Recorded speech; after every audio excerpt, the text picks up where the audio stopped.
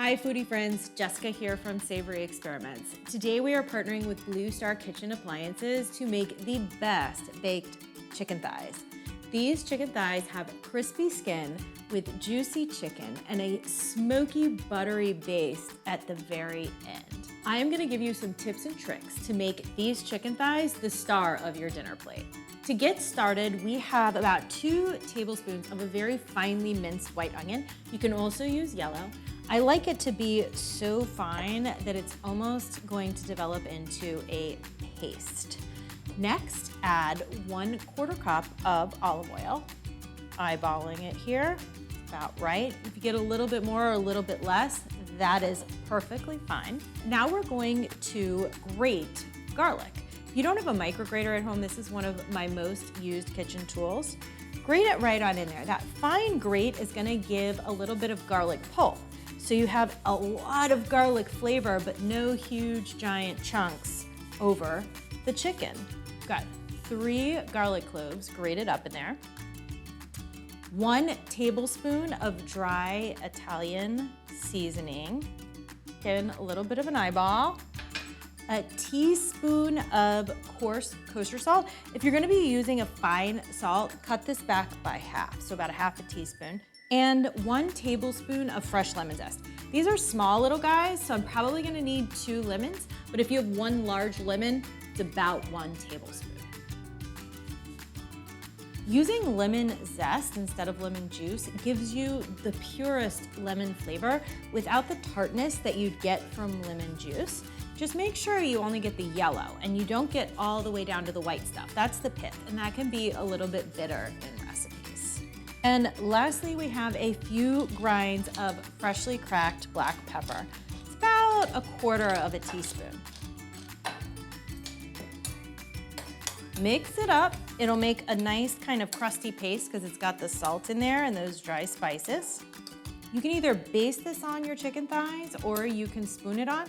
I've got 6 bone-in, skin-on chicken thighs to put this on. Go ahead and trim off any excess fat before you top these.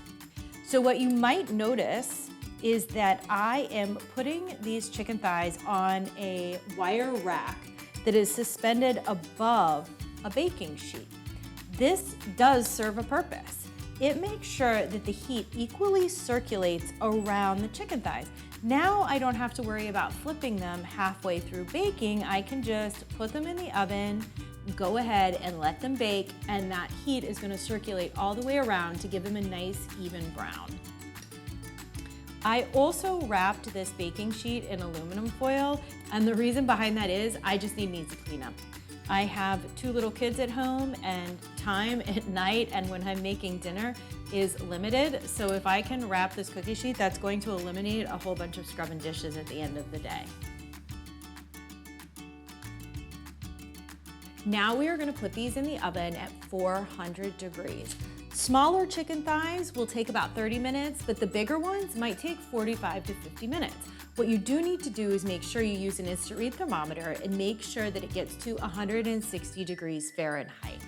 At that point, we're gonna turn it on to high broil so we can get a nice crunch on top, and it'll finish baking right up to that 165 point.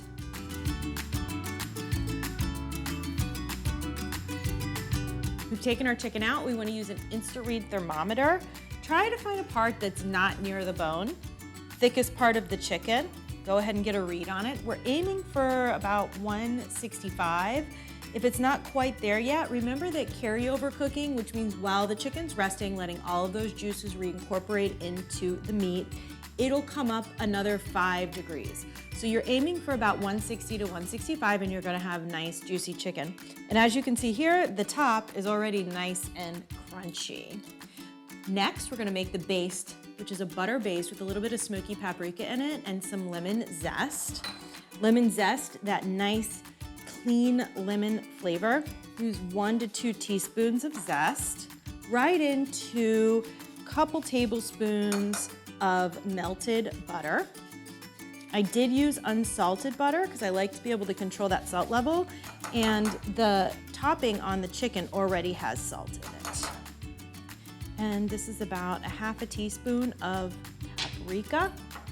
Smoked paprika, sweet paprika, either one works. Whisk it right on in.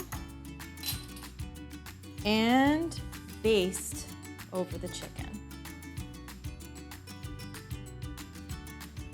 I can feel the crunch with the brush here, and I cannot wait to dive into these. So to serve with your baked chicken thighs, you can do our lemon saffron risotto.